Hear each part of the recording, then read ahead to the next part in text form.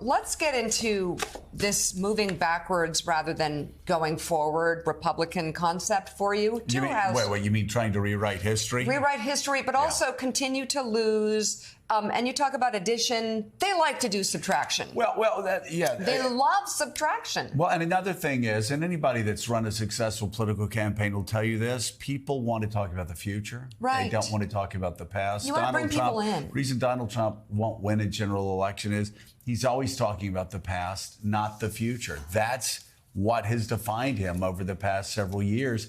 And now you have the House, again, just an absolute chaos. And now what are they doing? They're looking back. They're trying to do something they can't do, which is the another gesture? An unimpeachment process? Come on. I don't know. It's crazy. Two House Republicans, Elise Stefanik and Marjorie Taylor Greene, introduced a pair of resolutions seeking to expunge the impeachment votes against former President Donald Trump. Stefanik's office said in a press release that it would be, quote, as if such articles of impeachment had never passed the full House of Representatives. Gesture. All they do are gestures. It's totally unclear if such resolutions are even legally possible. House practices offer no guidance. I'm sorry, this is too stupid. I don't want to even read this story. It's so stupid. What has happened to this woman? This is too stupid. We already know about Marjorie Taylor Greene. She came baked into the cake, but what the heck? Just shameless, but that's okay. That's okay. This is so stupid. I think let's instead talk about, again, their bigger problem, Peter Baker, gestures. This is all they do. They do gestures, and we talked about it yesterday. They do this, and then they go out. I mean, why would you do this? It makes no sense. Doesn't make any sense legislatively. But if their only focus is raising money for themselves, which they can do, the more freakish ideas they have, the more freaks out there send them $25, then this actually makes perfect sense for them, just not for the rest of the party. Yeah, look, in an era of divided government, a Republican House can't actually pass a whole lot that's going to go into law with a Democratic Senate and a Democratic White House. So you're left doing messaging bills like this or messaging, efforts like this that are all about signaling to your base. It's a remarkable idea that you're going to try to expunge an impeachment, even if you thought the Ukraine one was kind of tendentious. The second one would be absolving Donald Trump of what happened on January 6th. I can't imagine that every Republican in the House is all that eager to do that. Do they really want to get that debate going again? Maybe they do, but that's a remarkable situation for them. Remember, most senators, Republican senators who voted to acquit him, and he was acquitted, therefore you don't really need an expungement, but he was acquitted. And most Republican senators said they only acquitted him because by that point he had left office, not because they thought he wasn't guilty of it. And so I think that this is putting a lot of Republicans who would just as soon not revisit this in a bad place if they actually come to a vote. Now, they may never get to a vote. It may just be about putting their statement out, but that's not where a lot of Republicans would like to be right now. Put the statement out, get the money from their contributors. And John Heilemann, again, I mean, we've talked about it before. And what you do, you hurt the 14, 15, 16 Republicans who are in Biden districts that Joe Biden won. And somehow these Republicans also won.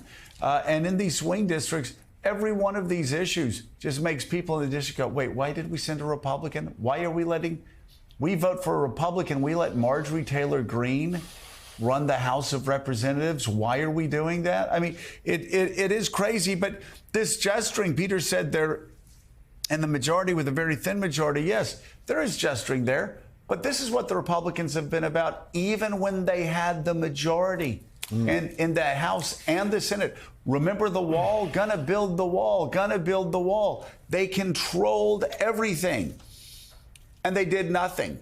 In fact, Lindsey Graham and others said, building a wall is a really stupid idea. Donald Trump said he was going to balance the budget and he was going to get rid of the federal debt, pay it down. When they controlled the House and the Senate, the biggest debt ever, the biggest budget ever. I mean, the spending was out of control. Again, it's all gestures. Yeah, I mean, look, this is a very high-minded conversation, Joe, that you're having, and I'd like to take us into the realm of of what the spectacle is on a slightly lower level. I mean, look, this is the spectacle of two far-right members of the Republican Party who, there's a lot of dysfunction in the Republican Party, and they've given a lot of ammunition to Democrats. But you didn't expect to see, the thing that was not on my bingo card was that you'd end up with Lauren Boebert and Marjorie Taylor Greene acting like Lindsay Lohan and Rachel McAdams back in Mean Girls back in the early 2004. You didn't expect to see one of them calling the other one a little bitch on the House floor. You just didn't expect it. Oh, I'm not trying to just be provocative here, although I enjoy being provocative on a Friday morning. But it's, it's the spectacle of dysfunction. Normal voters who have problems in their lives are worried about their kids' educations and their families' health care and their jobs and their wages and all that stuff. They already had problems with the notion that these clowns were going to come in and try to impeach Joe Biden for no good reason, that they were not focused on the real lives of real people in America. But then to see the one part of the Republican Party that supposedly hangs together on everything, the far-right MAGA caucus, now they're at each other's throats in public, behaving like children, not just children, but nasty, vituperative children. I just, this cannot be just the spectacle of it. The degree of dysfunction and ridiculousness and immaturity and childishness and cattiness on display is just, it's like the thing we were talking about before, Joe, with an indictment can't be good for you. Neither can this be. It's just self-evidently a sign of a party that is incapable of governing. So, Rev, I ask you, is this not, there's no direct way, although maybe, who knows, Democrats could be creative and maybe capitalize on the spectacle of one member of the House calling the other a little bitch on the House floor. But what do you do with that as a Democrat? How do you take that and translate it into, make it clear that this is actually a sign of something? Joe went one direction, I went another, but a sign of something deeper about today's Republican Party, and get voters to vote on it. I think the problem is that when we're looking at the whole shift of where this country is being perceived globally. We have the immediate past president under indictment, state and federal, and we have all of his contenders afraid to take him on. We have people talk about impeaching a president on policy, not saying anything that he's done ethical or criminal to impeach him, but on policy, while at the same time the Supreme Court, we're getting now two members of the court that have had questionable conflicts. How are we looking to the world and to our children? And to top it off, you have two women in Congress using the language that I won't use on a Friday morning, but you've used twice, I might add. I may use it a third time before we're done here. I'm sure. Yeah. But I think that the instability of where we are gives the Democrats an opening to come through as the ones that will stabilize and bring sanity back to our politics. I gave all of that to say, if there is a lane, it is not the lane to outdo those that are bizarre. It's a lane to say, wait a minute, let the grown-ups come in and take charge and stabilize this shaky ship. Well, and I'll tell you what, it is all gesturing, Jonathan O'Meara, and it's crazy gesturing. Yeah, you talk about people talking about impeaching Joe Biden over policy and then trying to unimpeach Donald Trump for starting a riot on January the 6th. And, it's so fascinating. I keep pressing people on the phone, on and off the phone. You look at what they say. You look at the craziness online. You look at the craziness on Twitter, and everybody's talking about all of the crimes of Hunter Biden. I keep asking the question.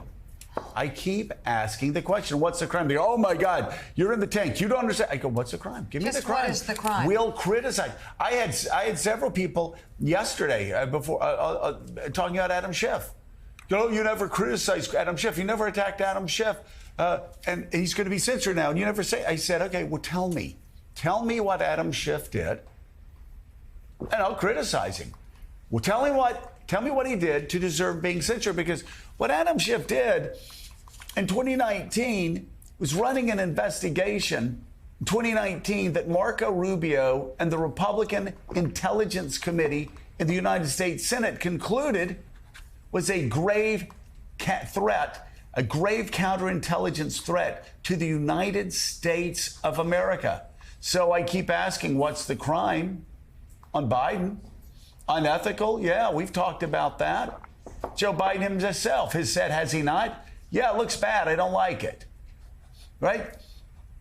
But I keep asking, what's the crime? They don't have the crime. All they do is gesture about it and scream and yell and throw their arms up in the air. Biden crime family, Ginny Thomas, put them on a barge off of Gitmo, the Biden crime family, right? And then Adam Schiff. They're wasting time with Adam Schiff yesterday, censuring Adam Schiff. And again, I keep asking, what did he do that caused the censure other than, again, investigate aggressively, which he should have done, what Marco Rubio and Republicans on the Senate Intelligence Committee said was a grave counterintelligence threat to the United States. Two simple questions. I still get no answers because they have no answers. No answers. And they're right now trying to commence impeachment proceedings, this president, over the border at a moment where the numbers of the border have actually, at least for now, gone down. It is just a Republican rage that they have stirred up their base for so many years here about the Biden, quote, Biden crime family and the corrupt dealings, trying to recycle the playbook that worked against Hillary Clinton, seeing if that could work again now. And they've come up with nothing. There's no there. And I think we're seeing this week the spasms of frustration about the Hunter Biden moment, where he did plead guilty to a couple of tax crimes, another one on weapons possession. But that's not at all what, they had led their base to believe was coming. And right, they're in gestures. And every time that Lauren Boebert and Marjorie Taylor Greene speak publicly, this was a senior White House aide said to me yesterday, Joe Biden's approval rating goes up. Like that is his chances of being reelected go up. And that's the contrast they've been trying to paint for a couple of years now. We're the adults in the room. We're focusing on governing. We're hosting the Prime Minister of India yesterday. Look what they're doing. This is a clown show, and that they're taking their orders from Donald Trump. Yeah, no doubt about it. Jen Psaki, again, the chaos continues in the House. I can't help but think at the end of the day, all this is going to do is damage those House candidates and turn the House back over to Democrats.